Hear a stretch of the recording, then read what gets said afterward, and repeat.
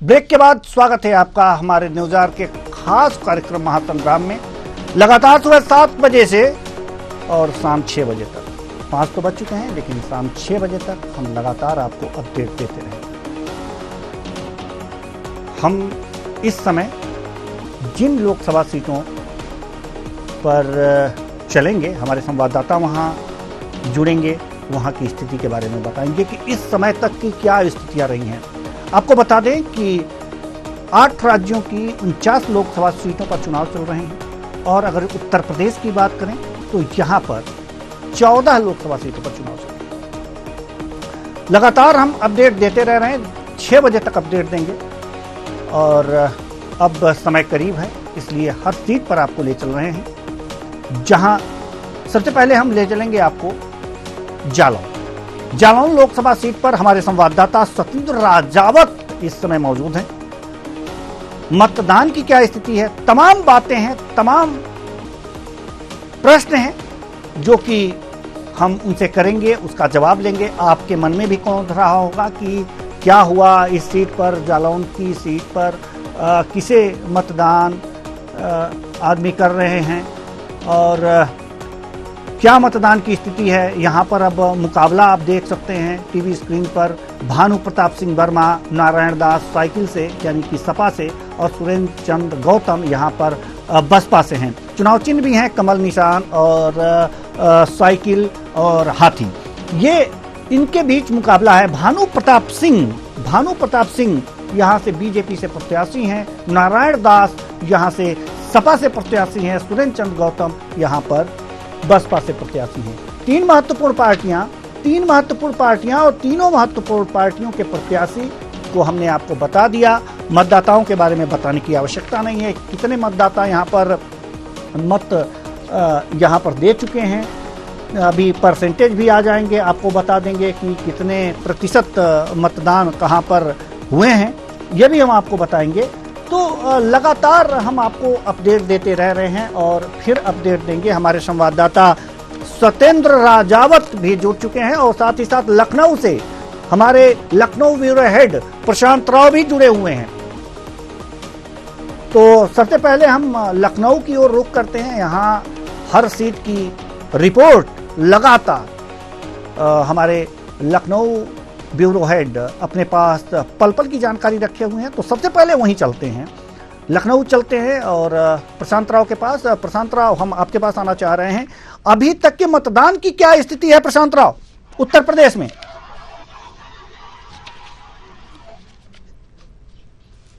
लगता है कि हमारी आवाज प्रशांत राव तक नहीं पहुंच पाई है। तो आप तस्वीरें देख सकते हैं कि यहाँ पर लखनऊ लोकसभा सीट जो है, यहाँ पर राजनाथ सिंह चुनाव मैदान में, हॉट सीट है। रविदास मेहरोत्रा, ये रविदास मेहरोत्रा की एक विशेषता आपको हम बता दें कि इनको Limca book of world record में नाम है। और नाम Limca book of world record में क्यों आया? क्योंकि सबसे ज्यादा बार जेल जाने वाले नेता हैं। छात्र राजनीति से ही ये जेल आते जाते रहे हैं, जेल से पुराना नाता है। बहुत जुझारू प्रत्याशी हैं और राजनाथ सिंह के टक्कर में इस समय हैं। सरवर मलिक यहाँ से जो बसपा से प्रत्याशी हैं, इनकी क्या स्थिति है और क्या रहा है चुनाव की सरगर्मी? लोकसभा सीट लखनऊ की ही बात करते हैं, जालौन बाद में चलेंगे, लेकिन पूरा का पूरा ब्यौरा हमारे लखनऊ ब्यूरो हेड जो हैं प्रशांत राव देंगे। प्रशांत राव, हम आपके पास आना चाहेंगे। जी प्रशांत राव, पहले तो आप ये बताइए कि जी लखनऊ की क्या स्थिति है अभी तक की? बिल्कुल देवेंद्र जी, अगर लखनऊ की बात कर ली जाए तो लखनऊ में 41.90% यहाँ मतदान हुआ है और इसके साथ जो 14 लोकसभा क्षेत्र में यहाँ मतदान जारी है। और मतदान हालांकि पहले की बेहतर यहाँ पर बताया जा रहा है। चुनाव आयोग का कहना है कि पिछले 2019 से इस बार जो है औसतन वोट प्रतिशत करीब 5 से 10% बढ़ेगा युवाओं में और इसके साथ ही वरिष्ठ जनों में काफी उत्साह है मतदान को लेकर। अगर पूरे उत्तर प्रदेश की 14 लोकसभा सीटों की बात की जाए और यहाँ मतदान का प्रतिशत, जिसमें लखनऊ का 41.90%, रायबरेली में 3 बजे तक का यह परिणाम है, जिसमें 47.83%, रायबरेली का, अमेठी का 45.13% है। तो वही जालौन की बात की जाए 46.22% है, झांसी में 52.35% है, हमीरपुर में बात की जाए तो 48.87% है, बांदा में 48.08% है, कौशाम्बी में 43.1% है, फतेहपुर में 47.25% है, बाराबंकी में 55.35%। यानी कि उत्तर प्रदेश में सबसे ज्यादा किसी लोकसभा क्षेत्र में अगर मतदान हुआ है तो वह है बाराबंकी, जहाँ 55.35%, यहाँ 3 बजे तक मतदान हो चुका था। वहीं फैजाबाद में 48.66% हुआ था। तो वही कैसरगंज में 46.1% मतदान हुआ है। गोंडा में 3 बजे तक 43.33% यहाँ मतदान हुआ है। यह मतदान प्रतिशत बताता है कि काफी उत्साह है, और क्योंकि अभी जिस तरीके से समय बाकी है, तो ऐसे में करीब 10 से 15% मतदान और आंका जा रहा है कि इस दौरान बढ़ सकता है, क्योंकि इस समय जो मौसम का प्रकोप है वो कम हो गया है, धूप कम हो गई। ऐसे में वरिष्ठ नागरिक हैं जिनका वोट रह गया है, वह इस समय संख्या बढ़ेगी। और साथ ही साथ कुछ कामगार लोग होते हैं, वह शाम को वोट डालते हैं, या फिर जो खेतिहर मजदूर हैं वह भी शाम के समय ही वोट दें। तो ऐसे में अभी जो वोट प्रतिशत की आशंका की जा रही है वो 10 से 15% की और की जा रही है। लेकिन देखी जाए इन सीटों पर दिग्गजों की साख जो है दांव पर लगी हुई थी। लखनऊ से रक्षा मंत्री राजनाथ सिंह की, और इसके साथ ही फतेहपुर से केंद्रीय मंत्री साध्वी निरंजन ज्योति, और इसके साथ ही जालौन गरौठा सीट पर वहां पर जो केंद्रीय मंत्री भानु प्रताप वर्मा की साख दांव पर लगी हुई है। मोहनलालगंज से यहाँ किशोर हैं, उनकी साख दांव पर लगी हुई है। वहीं अमेठी और रायबरेली की बात की जाए, यहाँ कांग्रेस की दांव पर लगी है, जहाँ रायबरेली से राहुल गांधी चुनाव मैदान में है।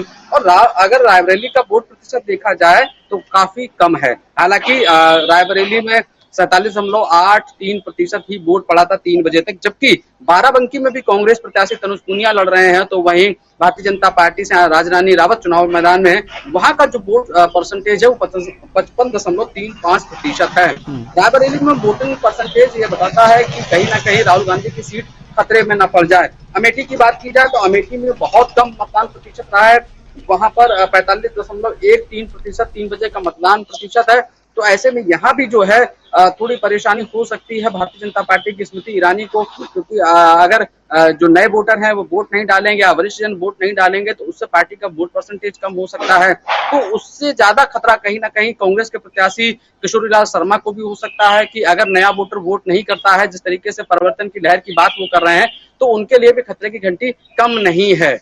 तो उत्तर प्रदेश में ये सबसे महत्वपूर्ण सीटें हैं। तो वहीं फतेहपुर की बात कर ली जाए, फतेहपुर में जो मुलायम सिंह सरकार में उप मुख्यमंत्री रहे, और इसके साथ ही अभी हाल में ही समाजवादी पार्टी के प्रदेश अध्यक्ष रहे हैं नरेश उत्तम पटेल, उनके लिए भी कम खतरे की घंटी नहीं है, क्योंकि 47.25% यहाँ मतदान हुआ है। और यह मतदान प्रतिशत अगर नहीं बढ़ता है तो समाजवादी पार्टी यहाँ पर खतरे की घंटी में रहेगी, और साध्वी निरंजन ज्योति की यहाँ से मजबूती मिलेगी जो केंद्रीय मंत्री हैं। और इसके साथ ही कैसरगंज से ब्रजभूषण शरण सिंह के पुत्र करण भूषण रहे हैं, और यहाँ पर 46.1% मतदान हुआ है। मतदान यह बताता है कि अगर पुराने जो प्रत्याशी हैं उनमें मतदान प्रतिशत नहीं बढ़ता है तो थोड़ा नुकसान हो सकता है। साथ ही साथ अगर देखा जाए गोंडा की बात की जाए, गोंडा से राजा कीर्तिवर्धन सिंह चुनाव लड़ रहे हैं, और यहाँ तो मतदान की स्थिति 43.23% है। यहाँ भी मतदान कम पिछले साल की अपेक्षा हुआ है। तो ये सब चीजें जो है राजनीतिक जो चाणक्य है वो ये आंक रहे हैं कि जो वर्तमान में सांसद हैं जिन्हें भारतीय जनता पार्टी ने टिकट दिया है, अगर मतदान प्रतिशत नहीं बढ़ता है तो उनके लिए खतरा साबित हो सकता है। जी बिल्कुल खतरा साबित हो सकता है उनके लिए। अब हम जालौन की ओर चलेंगे। जालौन लोकसभा सीट से हमारे जो सहयोगी हैं, हमारे संवाददाता सत्येंद्र राजावत हमारे साथ जुड़े हुए हैं। सत्येंद्र राजावत, जालौन की क्या स्थिति है अब तक के मतदान की? स्थिति याद है कि सुबह से पहले जो मतदान है उसका प्रतिशत बढ़ा, और गर्मी के चलते दोपहर में लोग नहीं निकले हैं। आपको 3 बजे के लगभग जो यहाँ का आंकड़ा था वो 46% के आसपास आया है, और वहीं अगर देखा जाए तो इस विधानसभा सीट पे भोगलीपुर में सबसे ज्यादा मतदान हुआ है यहाँ के मुकाबले।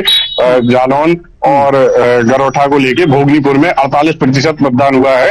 अभी चूंकि समय बाकी है तो लोग निकल कर आ रहे हैं, क्योंकि दोपहर की वजह से लोग नहीं निकले थे, तो अभी मतदान प्रतिशत बढ़ने की और आसार हैं, चूंकि ये 50 के ऊपर मतदान प्रतिशत जाएगा। जी, अगर जो पिछली बार के मतदान प्रतिशत की बात करें तो 58.49% मतदान हुआ था, तो क्या इस जो 2019 का मतदान प्रतिशत है इससे आगे भी जा सकता है?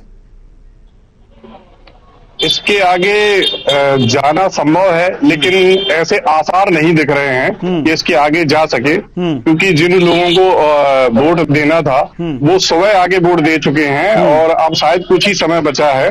उस समय में मुश्किल है जो इतना प्रतिशत पहुंच सके। जी, मुश्किल है, यानी कि कम 2019 के मुकाबले इस समय कम प्रतिशत मतदान की उम्मीद जालौन में लगाई जा रही है। जी। अब हमारे साथ हमारे संवाददाता अखिलेश भी जुड़े हुए हैं उत्तर प्रदेश की झांसी लोकसभा सीट से। तो अखिलेश, हम आपके पास आना चाहेंगे। अखिलेश, क्या स्थिति है मतदान की वहां पर?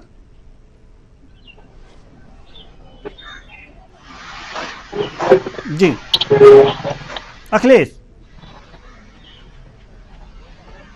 अखिलेश, आप तक मेरी आवाज पहुंच रही है? तो चलिए, हमारी कॉल नहीं जुड़ी। जी, अखिलेश तक हमारी आवाज नहीं पहुंच पा रही है, तो हम प्रशांत के पास आना चाहेंगे। आपके पास तो पूरी डिटेल है, आप लखनऊ ब्यूरो हेड हैं, तो पूरी डिटेल होगी। झांसी की क्या स्थिति है?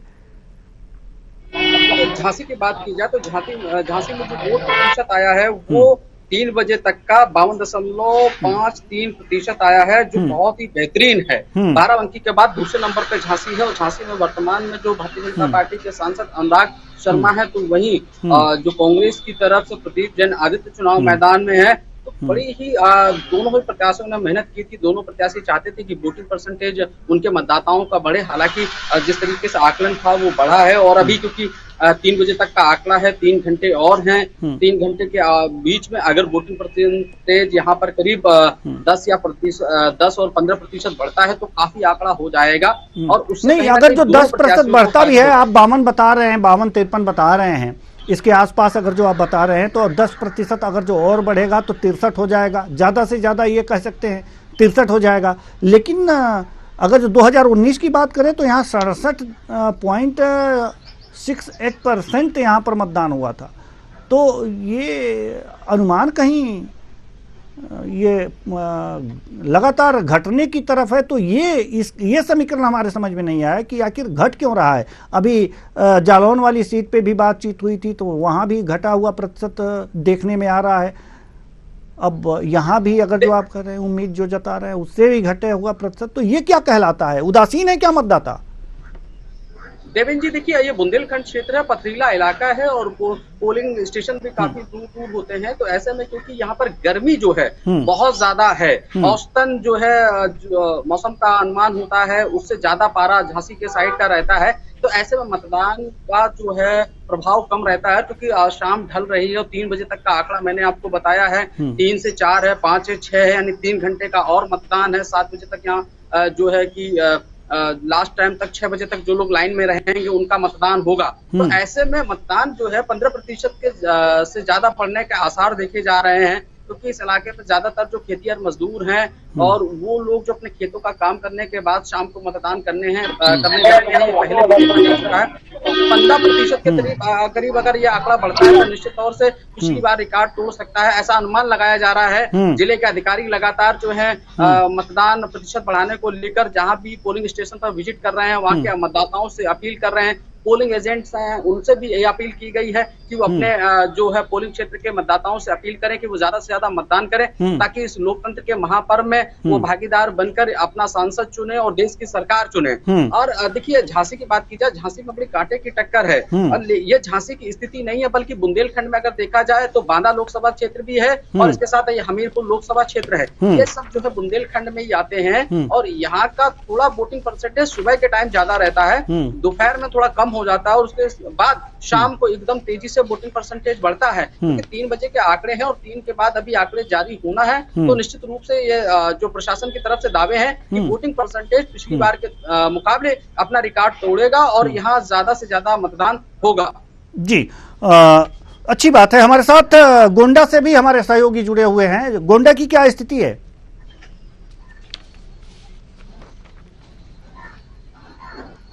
लगभग 59.49% है यहाँ वोट पड़ चुका है। लगभग इस जिले की बात करें, गोंडा लोकसभा की बात करें तो लगभग 18 लाख से ऊपर जो है आता है। तो ऐसे में कहीं ना कहीं अभी देखा जाए तो 5 बजे तक का जो आंकड़ा सामने निकल कर आया है, जी 5 बजे तक का आंकड़ा, क्या आंकड़ा निकल करके आया है? जी अभी तक 5 बजे तक जो आंकड़ा निकल आया है प्रतिशत वोट का है जो 49.49%। जी 49.49 जी। तो 5 बजे तक के आंकड़े आया है। देखना यह है कि अपना रिकॉर्ड है वो क्या उससे आगे जा पाएगा या फिर उसी के बराबरी तक ही रह जाने वाला है। जी, अगर यहाँ पर 52.02% 2019 में यहाँ पर मतदान हुआ था और अभी 5 बजे तक के आप आंकड़े बता रहे हैं 49 कुछ, तो 2-3% तो बढ़ ही जाएंगे 1 घंटे के मतदान में, क्योंकि अभी 1 घंटे का मतदान बाकी है, 6 बजे तक मतदान होगा, तो 2-3% बढ़ सकते हैं। और मतदान केंद्र में जो लोग पहुंच जाते हैं वो चाहे 7 हो या 8 हो 9 हो, उनका मतदान तो होना ही है, निश्चित ही है। तो ये प्रतिशत बढ़ जाएगा, तो हो सकता है कि गोंडा का प्रतिशत हो सकता है कि इस बार 2019 के मुकाबले बढ़ जाए। क्या लगता है आपको?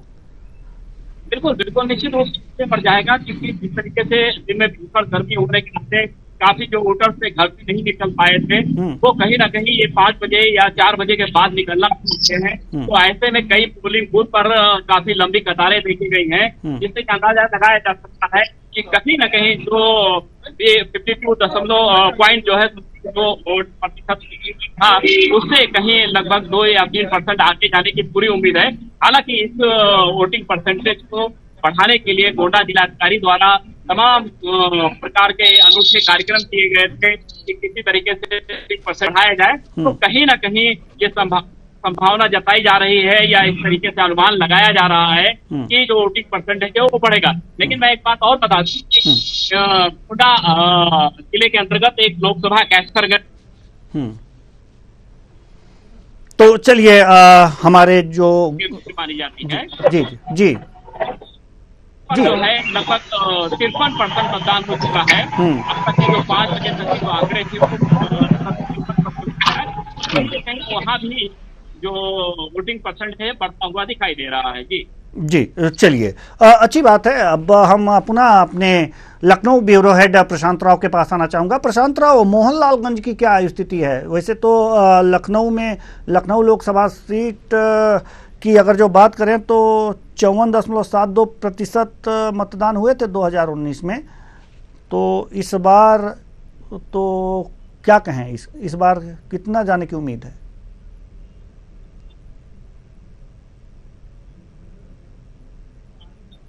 क्योंकि लखनऊ जनपद में 2 लोकसभा क्षेत्र आते हैं, जिसमें लखनऊ और इसके साथ ही मोहनलालगंज।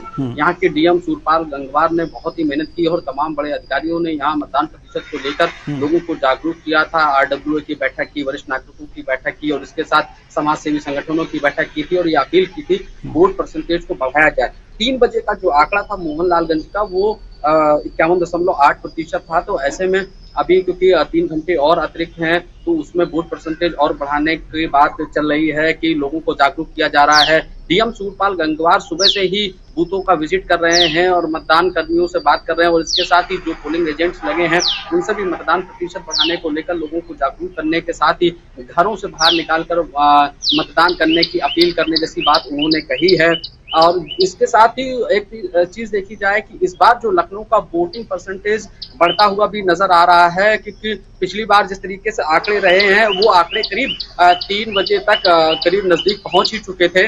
और ऐसे में अभी 3 घंटे, क्योंकि 4, 5 और 6 बजे तक मतदान होगा, तो निश्चित तौर से इस बार जो है रिकॉर्ड भी टूट सकता है मोहनलालगंज लोकसभा क्षेत्र का। और लखनऊ की बात की जाए, लखनऊ में यहाँ जो मतदान प्रतिशत है वो 3 बजे तक 41.09% है। लखनऊ जो शहर का मतदान है ये पिछली बार भी कम रहा था, जिसको लेकर डीएम सूरपाल गंगवार ने बैठकों में कई बार जो अपील भी की थी, चाहे मतदान में लगे वो कर्मचारी हो या उससे पहले जागरूकता अभियान किए गए हों, रैलियां की गई हों, किसी तरीके से लखनऊ शहर का मतदान प्रतिशत बढ़ाया जाए। तो ये जरूर है कि लखनऊ शहर के जिम्मेदार पढ़े लिखे लोग और वो युवा जो लोग मतदान नहीं करते हैं, वो लोकतंत्र के इस महापर्व में अपनी भागीदारी नहीं निभाते हैं, तो उन्हें कतई अधिकार नहीं होगा कि वो सरकार को कोसें या सरकार की खामियां गिनाएं या सरकार के द्वारा जारी योजनाओं की वो निंदा करें, क्योंकि जब वो लोकतंत्र के सहभागी नहीं है तो उन्हें ये निंदा करने का अधिकार भी नहीं है। प्रशासनिक अमला लगातार लोगों को जागरूक करने का काम कर रहा था।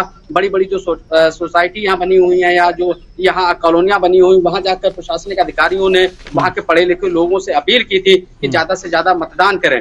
अब अगर बात की जाए यहाँ के जो इलाके हैं, खासकर अगर जो बस्तियां हैं, बस्तियों में वोटिंग परसेंटेज यहाँ ज्यादा देखा जा रहा है, चाहे इस्माइलगंज वार्ड हो, इसके साथ ही जो कवि जयशंकर प्रसाद वार्ड हो, तमाम जो अम्बेडकर नगर वार्ड हो, इसके साथ इंदिरा गांधी वार्ड है, अटल बिहारी वार्ड है, तो यहाँ पर जो है वोटिंग का परसेंटेज काफी दिख रहा था। सुबह से ही बूथों पर लंबी लंबी कतारें लगी हुई थी, लोगों में उत्साह दिखाई दे रहा था। लेकिन जो यहाँ पर सबसे ज्यादा डेवलपमेंट एरिया थे, वहां पर बूथों में बड़ा सन्नाटा, इक्का दुक्का ही वोटर दिखाई दे रहे थे। तो ये जो निरंकुशता है वो लोकतंत्र के लिए हानिकारक है। और साथ ही साथ जो लोग सरकार को कोसते हैं या फिर नेता को कोसते हैं, तो ऐसे लोगों के पास बिल्कुल अधिकार नहीं होना चाहिए कि जब वो लोकतंत्र में अपने मतदान का प्रयोग नहीं करते हैं, जबकि पूरा प्रशासनिक अमला उनके ऊपर टिका हुआ है कि वो मतदान करें और अपना सही सांसद चुने और देश की सरकार चुने। लखनऊ के लिए ये एक बार अगर इस तरीके की बात होती तो बड़ी शर्मनाक होगी, और उसमें सबसे बड़ा फेल्योर जनता का तो होगा ही होगा। प्रशासन के ऊपर भी बड़े सवाल खड़े हो सकते हैं,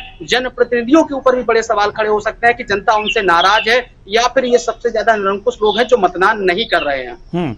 चलिए, हमारे साथ झांसी से अखिलेश हमारे साथ जुड़े हुए हैं। अखिलेश, झांसी की क्या स्थिति है? सुबह से ही मतदाताओं द्वारा मतदान किया जाए। झांसी में लगभग लोकसभा सीट पर 21,60,000 मतदाता अपना वोट डालकर सांसद चुनेंगे।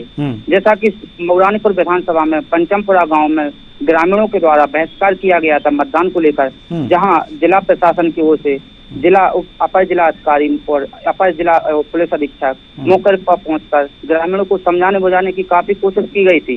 लेकिन ग्रामीणों का आरोप था कि हाल ही में हुई ओलावृष्टि के चलते किसानों को राहत नहीं दी गई, जिसके चलते किसानों ने मतदान स्थल पर नहीं पहुंचकर मतदान केंद्र का मतलब वोट का बहिष्कार किया गया। जी, तो बहिष्कार चलता रहा है शाम तक, कोई भी मनौवल नहीं माने हैं लोग?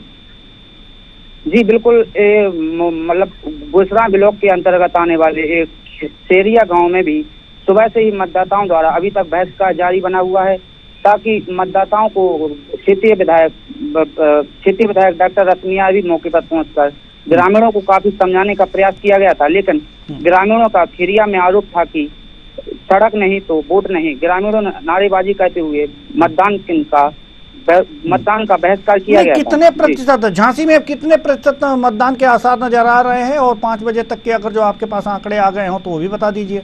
जी, झांसी में 3 बजे तक का मतदान 53% हो गया है, ताकि मतलब 5 बजे तक का अपडेट अभी नहीं आया है।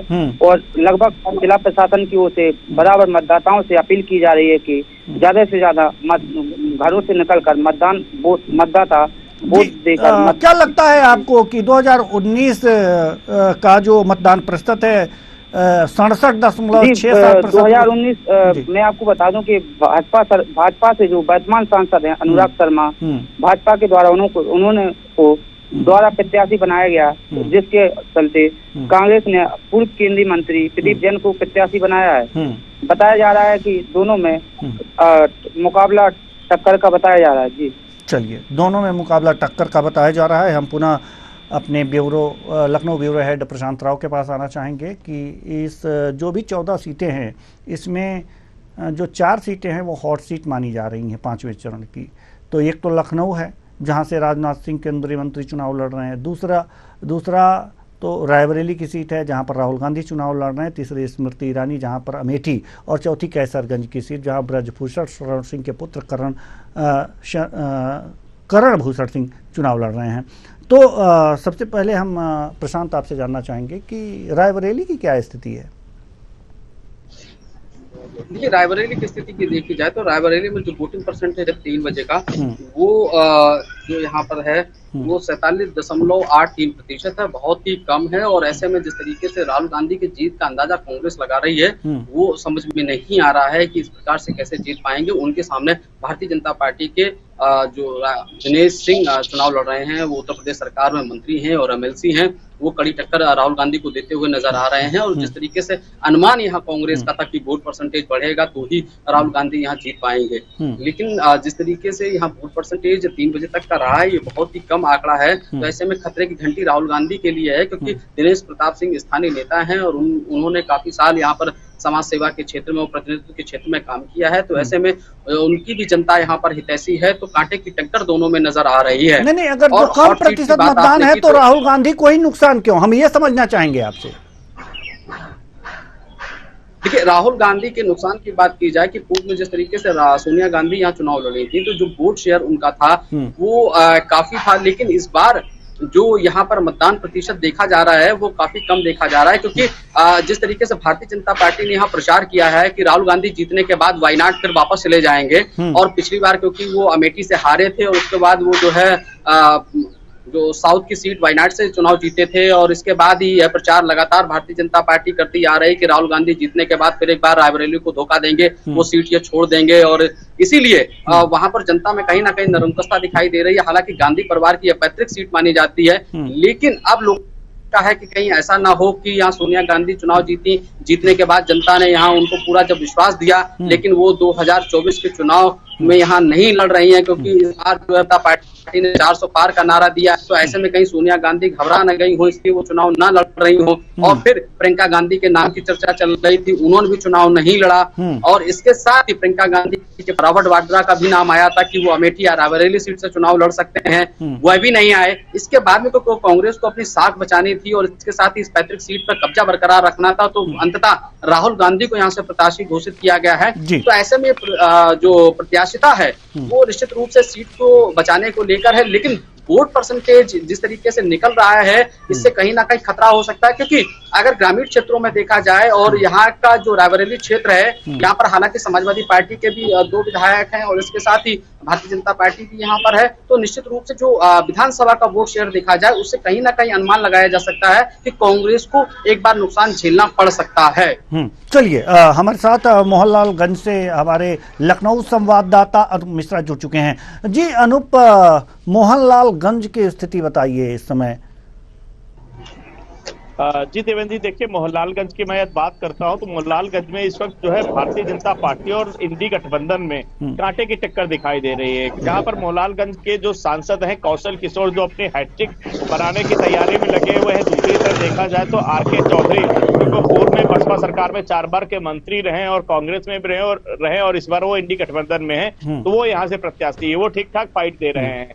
मोहनलालगंज की एक और बात करें कि यहाँ का जो वोट प्रतिशत अभी तक का जो समय है, वहां पर वोट प्रतिशत काफी अच्छा है, करीब 55% तक को वोट पड़ चुका है। तो वोट प्रतिशत उम्मीद है यहाँ का करीब 60 से 65% जाने की उम्मीद है। इन परिस्थितियों में कहीं न कहीं भारतीय जनता पार्टी यहाँ पर हावी होती नजर आ रही है। लेकिन अगर विधानसभा वाइज की बात की जाए तो मोहनलालगंज लोकसभा जो है काफी चित्र, और विधानसभा वाइज भी बात की जाए तो उसमें कुछ विधानसभा ऐसे जो भारतीय जनता पार्टी के लिए अच्छे नहीं हैं। हालांकि वहां पर भारतीय जनता पार्टी का ही विधायक, जैसे सिधौली विधानसभा आता है, सिधौली विधानसभा से हमेशा जो है लोकसभा का जो प्रत्याशी कौशल किशोर को हार का सामना करना पड़ा है। लेकिन अन्य क्षेत्रों की बात की जाए, शहरी क्षेत्र की बात की जाए, तो वहां पर कौशल किशोर को ठीक ठाक जो है वोट मिल रहा है। दूसरी तरफ अगर जो RK चौधरी की बात की जाए तो RK चौधरी को दलित वोट बैंक के साथ साथ में इंडी गठबंधन का भी सारा वोट मिल रहा है। समाजवादी पार्टी और कांग्रेस के साथ में चूंकि RK चौधरी एक बड़ा चेहरा है, बहुजन मूवमेंट के संस्थापक कह सकते हैं, बहुजन समाजवादी पार्टी के संस्थापक सदस्यों में जो है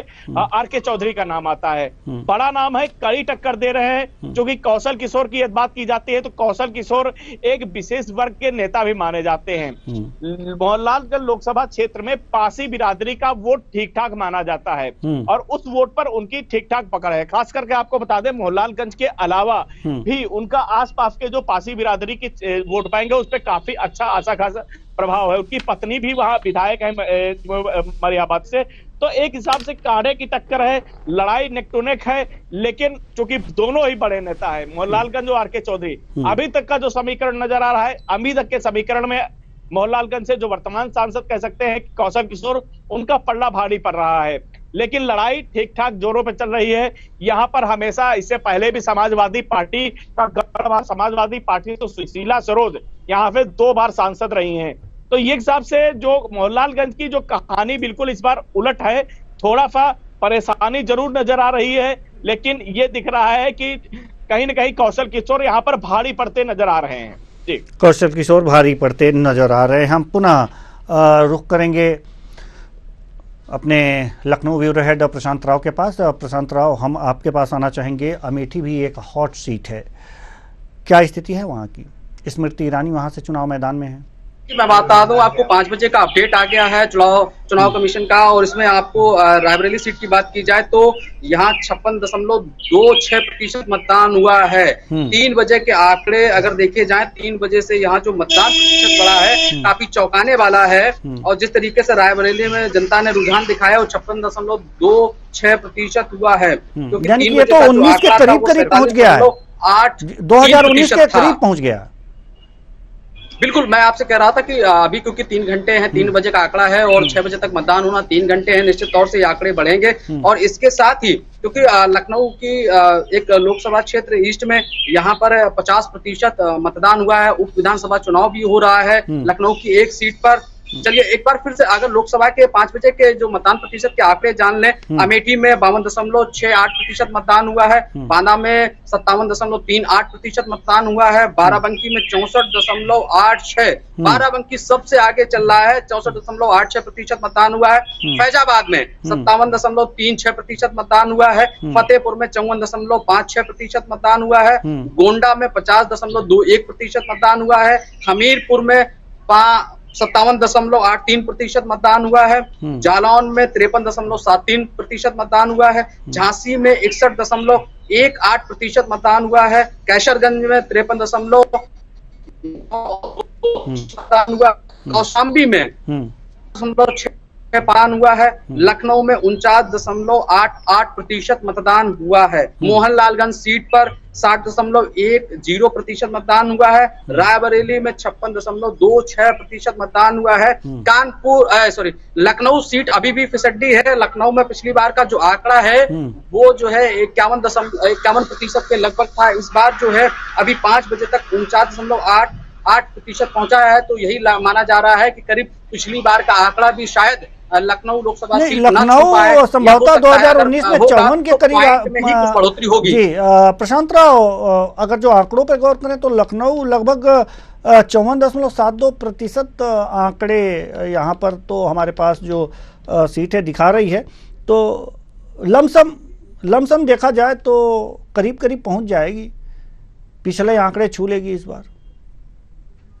वर्तमान का समय देखा जाए 5 बजे का आंकड़ा है, 1 घंटे के भीतर यहाँ पर मतदान है और आप 54% की बात कर रहे हैं, तो निश्चित तौर से ये पहुंच भी सकता है और घट भी सकता है, क्योंकि रुझान उस नाते नहीं दिखाई दे रहे हैं कि पोलिंग स्टेशन पर उतनी भीड़ हो और पिछली बार का आंकड़ा तोड़ पाए। क्योंकि 2 बार ऐसा हो चुका है कि यहाँ पर जो मतदान प्रतिशत कम रहा है, चाहे पर 2019 का लोकसभा चुनाव हो, 2022 का विधानसभा चुनाव हो, जो इस क्षेत्र की विधानसभा क्षेत्र है वहां मतदान प्रतिशत रहा है, जिसको लेकर यहाँ के डीएम सूरपाल गंगवार ने बैठकें की थी और ये आंकड़े बताए भी थे कि इस बार किस प्रकार से मतदान प्रतिशत बढ़ाना है। कई उन्होंने तमाम बैठकों में मतदान प्रतिशत बढ़ाने को लेकर, इसके साथ ही पोलिंग स्टेशन पर कैसे पहुंचना है, कैसे पर्ची मिलेगी, कैसे हम वोटर बन सकते हैं, और इसके साथ ही अपने पोलिंग स्टेशन पर डिजिटल तरीके से कैसे पहुंच सकते हैं, अपना पोलिंग स्टेशन मैप के द्वारा कैसे हम पहचान सकते हैं कहां पर वो बना हुआ है, कहां हमें वोट डालना है, ये तमाम चीजें उन्होंने बताई थी। लेकिन अगर ये उनकी मेहनत सफल होती तो निश्चित तौर से लखनऊ का वोटिंग परसेंटेज बढ़ सकता है। लेकिन फिर भी खुशी की बात ये हो सकती है लखनऊ डीएम के लिए कि मोहनलालगंज सीट एक बार फिर रिकॉर्ड तोड़ते हुए नजर आ रही है। यह उनके लिए मेहनत जो है सफल हो सकती है। लेकिन रायबरेली सीट पे जिस तरीके से मतदान प्रतिशत बढ़ा है तो निश्चित तौर से उससे कहीं ना कहीं है जो है, अब जो मैं कह रहा था कि रायबरेली में राहुल गांधी के लिए खतरे की घंटी हो सकती है, अब ये खतरा टल सकता है। जी देवेंद्र जी। जी बिल्कुल, खतरा टल सकता है। बात करें अगर जो बाराबंकी की, क्योंकि ये लखनऊ से आसपास की लोकसभा सीटें हैं, और तो हम चाहेंगे कि यहाँ के बारे में जो हमारे अनूप मिश्रा हैं संवाददाता लखनऊ, आप जरा बाराबंकी के बारे में बताएं, क्या कुछ हो रहा है यहाँ पर अब तक? जी देखिए, बाराबंकी की भी कह सकते हैं कि एक दिलचस्प मोड़ पे चुनाव चल रहा है बाराबंकी में। इससे पहले आपको बता दें उपेंद्र रावत को टिकट मिला था, लेकिन उपेंद्र रावत का एक एमएमएस वायरल होने के बाद वहां पर राज रानी रावत को टिकट मिला है। वहां पर पीएल पुनिया के जो बेटे हैं तनुज पुनिया चुनाव लड़ रहे हैं इंडी गठबंधन से, तो दोनों में कड़ी टक्कर नजर आ रही है। आपको बता दें कई मायनों में बाराबंकी चूंकि लखनऊ से जुड़ी हुई सीट है और वहां पर समाजवादी पार्टी का गढ़ भी माना गया है, तो वहां पे अच्छी फाइट है। वोट प्रतिशत जरूर वहां पर ठीक ठाक भी जा रहा है, वहां पे भी अभी करीब 50-55% के करीब वोट गया है। तो 64 अभी जो अभी हमारे साथ प्रशांत जी ने जो बताया है 64.86% शायद इन्होंने बताया है, अगर हमने सही सुना है तो। बिल्कुल सही बताया आपने, 64.86% मतदान हुआ है बाराबंकी में अभी तक। तो कहाँ प्रशांत राव, हम जानना चाहेंगे कि अगर जो पिछली बार 48% ही मतदान हुए थे, 48.66%, और इस बार इतने बम्पर अगर जो मतदान हुए हैं, तो ये क्या कहा, इसका आकलन हम क्या करें, क्या समझें, किसके पक्ष में जा सकता है? देखिए देवेंद्र जी, बहुत गंभीरता से बताओ जाता है, और इसके साथ ही अगर यहाँ देखा जाए जनता पार्टी के साथ दूसरा श्रेय अगर किसी को जा रहा है तो कांग्रेस पार्टी को जा रहा है। कांग्रेस पार्टी की जो प्रत्याशी अनुज पुनिया है वो लगातार क्षेत्र में सक्रिय रहते हैं, और उन्होंने सक्रियता के साथ कांग्रेस पार्टी में अधिक से अधिक मतदान करने की अपील की थी। और क्योंकि यहाँ पर वर्तमान के जो सांसद हैं उपेंद्र रावत रहे हैं और उनके ऊपर तमाम गंभीर आरोप लगे, जिसके बाद उनका टिकट कट गया था, और यहाँ पर बाराबंकी की जो जिला पंचायत अध्यक्ष है राजरानी रावत को टिकट दिया गया है, तो आने फाने में उनका टिकट घोषित किया गया है। तो ऐसे में कहीं ना कहीं, क्योंकि 2 बार यहाँ पर जो है भारतीय जनता पार्टी का जो प्रत्याशी जीत चुका है, लेकिन बाराबंकी क्षेत्र की जो समस्याएं थी, क्योंकि लखनऊ सीट से लगा हुआ है, राजधानी से लगा हुआ ये लोकसभा क्षेत्र है, विकास के मुद्दे काफी हावी थे, और इसके साथ ही यहाँ बाराबंकी का जिस तरीके से विकास लखनऊ के आसपास होना चाहिए था वो नहीं हुआ है। इसी मुद्दे को बनाकर कांग्रेस ने चुनाव लड़ा है, तनुज पुनिया ने यहाँ चुनाव लड़ा है। तनुज पुनिया पीएल पुनिया के बेटे हैं, और लगातार वो यहाँ पर जो है जनता से संपर्क साधे रहे हैं, चाहे वो फिर 2014 का चुनाव हो, 2019 का चुनाव हो, 22 का चुनाव हो, उसके बाद अब 24 का चुनाव तनुज पुनिया लड़ रहे हो। तो ऐसे में कहीं ना कहीं जनता ने जो अपना मैंडेट दिया है उससे दोनों प्रत्याशियों को बढ़त हो सकती है, क्योंकि कट चुका था। राजरानी रावत वर्तमान में वहाँ की जिला पंचायत अध्यक्ष है, महिला है, इस नाते उनको भी इसका फायदा जा सकता है। लेकिन अगर वोट परसेंटेज बढ़ने की बात की जाए तो उसका श्रेय जो है कांग्रेस पार्टी को दूसरे नंबर पे जाएगा प्रशासन के बाद, क्योंकि उन्होंने यहाँ संविधान के नाम पर वोट मांगा है, और तो यहाँ बीजेपी के लिए खतरा, और यहाँ पर बहुतायत संख्या में अनुसूचित जात का वोट है। बीजेपी के लिए तो लाल झंडी होगा ये। बिल्कुल, बीजेपी के लिए लाल झंडी इसलिए भी हम कह सकते हैं क्योंकि यहाँ पर समाजवादी पार्टी और कांग्रेस ने संविधान बचाओ का नारा दिया था, और यह क्योंकि अनुसूचित जात की रिजर्व सीट है, तो वहां पर एक मैंडेट जो है तनुज पुनिया को मिलता हुआ नजर आ रहा है, क्योंकि वोटिंग परसेंटेज जिस तरीके से रिकॉर्ड टूटा है, और यह दावा भी कांग्रेस पार्टी कर रही थी कि यहाँ भारतीय जनता पार्टी को बड़े पैमाने पर हराएंगे। पीएल पुनिया कांग्रेस के बड़े नेता हैं, और इसके साथ ही बहुजन नेता भी वो रहे हैं, और तनुज पुनिया भी लगातार जो है राजनीति में सक्रिय हैं। तो ऐसे में कहीं ना कहीं उनको फायदा मिलता हुआ नजर आ रहा है। लेकिन यह परिणाम क्योंकि हम लोग अभी घोषित नहीं कर सकते हैं ईवीएम में क्या कैद हुआ है, तो 4 तारीख को ही साफ नजर आएगा। लेकिन अगर जमीनी हकीकत जाने तो वोटिंग परसेंटेज पिछले टाइम के मुकाबले इस बार बढ़ा है। उसमें अगर सबसे पहला श्रेय है तो लखनऊ बाराबंकी डीएम और वहां के प्रशासनिक अमले और इसके साथ बीएलओ, और दूसरे नंबर पर अगर श्रेय जा रहा है तो वो कांग्रेस पार्टी और समाजवादी पार्टी के कार्यकर्ताओं को और इसके साथ ही भारतीय जनता पार्टी के कार्यकर्ताओं ने, जिन्होंने मतदाताओं को जागरूक करने का काम किया है। जागरूकता का नतीजा ये है कि सबसे ज्यादा वोटिंग परसेंटेज अभी 5 बजे तक निकल कर आया है। जी, ये तो बहुत अच्छी बात है। वोटिंग परसेंटेज अगर जो बढ़िया हुआ है तो श्रेय वास्तव में सभी राजनीतिक दलों और प्रशासनिक अधिकारियों को जाने ही चाहिए। हम रुख करेंगे अनूप मिश्रा जी के पास। अनूप मिश्रा जी, बाराबंकी और फैजाबाद की अगर जो सीट की अगर जो बात करें तो आसपास लखनऊ, बाराबंकी और फैजाबाद लगभग आसपास की सीटें हैं, तो फैजाबाद की क्या स्थिति है?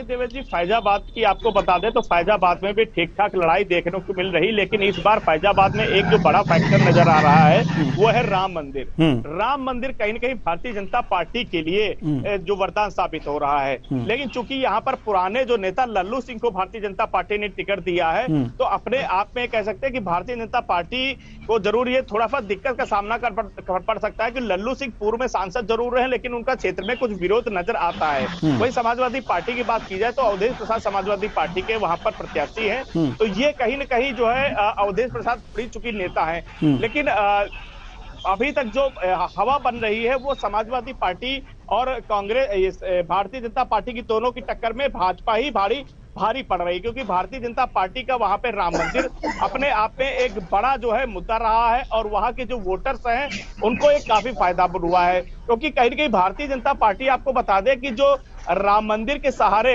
रोजगार को भी भुनाने का काम कर रही है। जिस तरीके से लाखों की संख्या में अयोध्या में पर्यटक बढ़े हैं वो अपने आप में एक बहुत सराहनीय रहा है, और उसको भी भारतीय जनता पार्टी भुनाने का प्रयास करती है कि यहाँ पर डेवलपमेंट हुआ है, विकास हुआ है, रोड चौड़ी हुई है, होटल आदि बने हैं, काफी टूरिज्म बढ़ा है। तो टूरिज्म का फायदा भारतीय जनता पार्टी को जरूर मिलता दिख रहा है। और इसके साथ साथ आपको बता दें प्रधानमंत्री नरेंद्र मोदी वहां पर रोड शो भी कर चुके हैं, क्योंकि अम्बेडकर लता मंगेशकर चौक से लेकर के मंदिर तक उन्होंने, मंदिर का जो राम पथ है वहां तक उन्होंने जो है रोड शो किया था। उन रोड शो के जरिए काफी कुछ साधने का प्रयास किया था। लेकिन इतने सब कवायद के बाद भी अनूप मिश्रा इतने कवायद के बाद भी 57.36% ही यहाँ पर वोटिंग हुई है 5 बजे तक, जहां तक अभी प्रशांत राव ने बताया, और हम अगर जो सटीक सुने हैं तो 57.36% ही मतदान हुए हैं। और 19 की बात की जाए तो 59.69% यहाँ पर मतदान हुए थे, तो लगभग लमसम है। तो ये मतदान प्रतिशत क्या कहते हैं? देखिए, अगर तभी बात की जाए 6 बजे तक ये चुनाव करीब 6 बजे के तक के जो आंकड़े आने अभी बाकी हैं देवेंद्र जी, उम्मीद है कि 60% सीट जो है वोट प्रतिशत जाएगा अयोध्या का, और वोट प्रतिशत ये बढ़ता है तो उसका फायदा सीधे बीजेपी को मिलता नजर आ रहा है। ये एक चीज जरूर है कि बीजेपी को थोड़ा सा लल्लू सिंह को काफी जो है विरोध का सामना करना पड़ रहा था। वो पुराने पूर्व में सांसद थे और उनको लेकर भी काफी कुछ जो है विरोध जनता में देखने को मिला था। लेकिन चूंकि आपको बता दें कहीं भी हो भारतीय जनता पार्टी मोदी के नाम पे चुनाव लड़ती है, और यदि मोदी के नाम की बात करती जाती है तो वहां भारतीय जनता पार्टी भारी दिख रही है। इससे पहले भी आपको बता दें कि अयोध्या में लगातार इधर कई कार्यक्रम हुए, चाहे वो दीपोत्सव हो, चाहे वो राम मंदिर हो, इससे कई कार्यक्रम रहे। इसके बाद प्रधानमंत्री नरेंद्र मोदी ने 2 रोड शो किए हैं। आपको बता दें पहला रोड शो जो उन्होंने किया था वो किया था जब अयोध्या में एयरपोर्ट का उद्घाटन किया था, उस वक्त भी उन्होंने जो है रोड शो किया। इसके बाद दूसरा जो रोड शो हुआ है वो हुआ है अभी कुछ समय पहले ही, जब चुनाव प्रचार के समय। तो ये दोनों रोड शो अपने आप में ये दर्शाते हैं कि भारतीय जनता पार्टी अपनी पूरी कोई कसर नहीं छोड़ रही है, क्योंकि कहीं न कहीं उनको खतरा जरूर नजर आ रहा था। उसको साधने के लिए स्वयं मोदी को उतरना पड़ा। और वोट प्रतिशत की बात की जाती है तो वोट प्रतिशत जरूर उम्मीद है कि 6 बजे तक ठीक ठाक बढ़ जाएगा, 60% प्लस हो जाएगा। दूसरी तरफ भारतीय जनता पार्टी के काफी नेता वहां पर लगे रहे।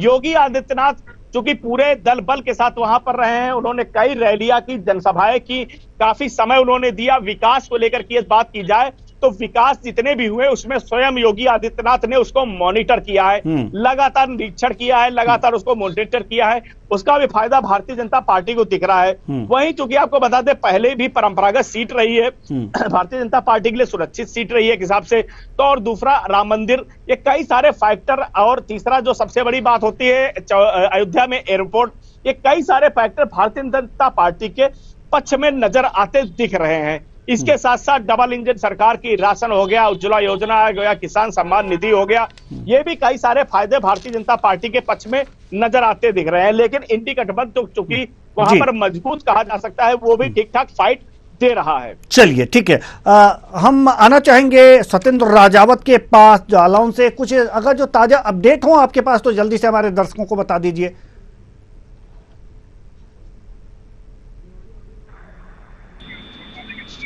53% हो गया है, लेकिन जो वोट प्रतिशत गिरा है तो उसका कहीं ना कहीं खामियाजा ये भुगतना पड़ सकता है कनम पार्टी को, भाजपा वालों को, क्योंकि कुछ गांवों में रोड न होने के कारण लोगों ने वोट का बहिष्कार किया। वहां घंटों तक प्रशासन लोगों को मनाता रहा, लेकिन फिर भी लोगों ने वोट नहीं डाले।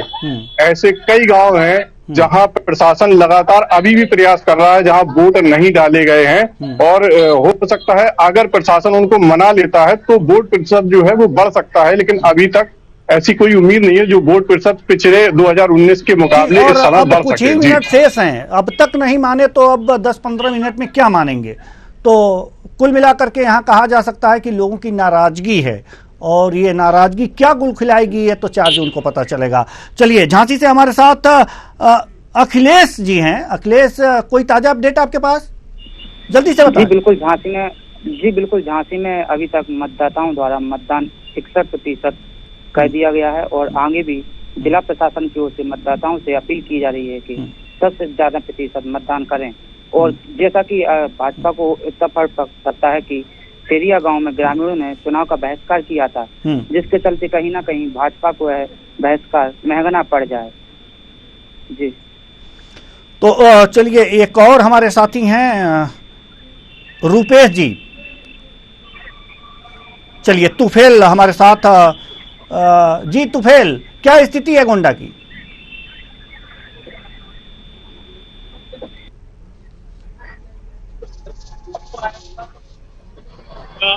की बात करें तो लगभग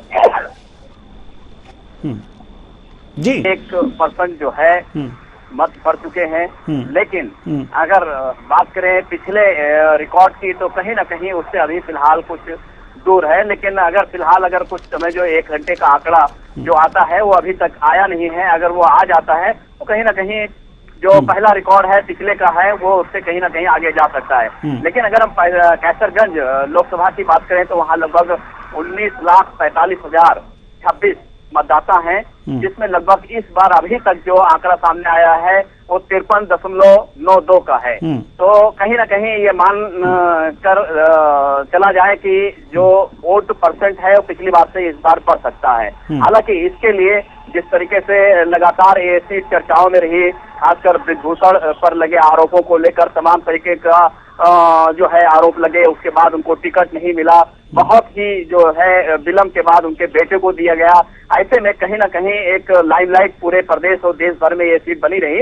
हालांकि भाजपा का अपना एक दावा है, और जिस तरीके से देखा भी गया है कि कहीं ना कहीं उनके प्रभाव का, उनके दबदबे का कहीं ना कहीं दम दिखाई दिया पूरे। तो मत प्रतिशत अगर जो बढ़ा हुआ यहाँ पर कैसरगंज में दिख सकता है तो क्या लगता है आपको, ये किसके पक्ष में जा सकता है? जी बिल्कुल, हालांकि लड़ाई कहीं ना कहीं देखा जाए तो एक कांटे की टक्कर के रूप में है कि कहीं ये चुनाव धीरे धीरे जाते अंततः जो है जातीय समीकरण में जाकर जो है कहीं ना कहीं विलय हुआ, जिसको लेकर ये लड़ाई एक काफी जो है कंटेस्ट जो है ये काफी टफ हो गया।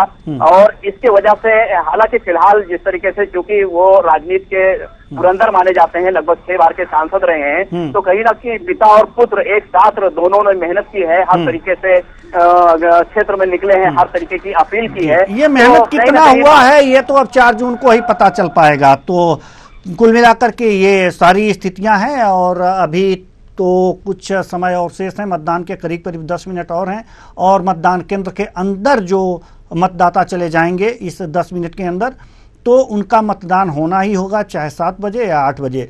तो जो भी मतदाता अभी मतदान केंद्र तक नहीं पहुंचे हैं तो जल्दी से निकल करके मतदान केंद्र के अंदर घुस जाएं और अंदर घुस जाएं, जिससे कि उनका मतदान जो है हो जाए, वो अपने मताधिकार का प्रयोग कर सके। तो बहुत बहुत धन्यवाद हमारे सभी सहयोगियों को कि आप लोगों ने लगातार एक अच्छे सिपाही की तरह, न्यूज़ार के अच्छे सिपाही की तरह चुनाव पे काफ़ी ध्यान दिया है और सुबह से ही आप लोग लगातार खबरें दे रहे हैं, अपडेट दे रहे हैं।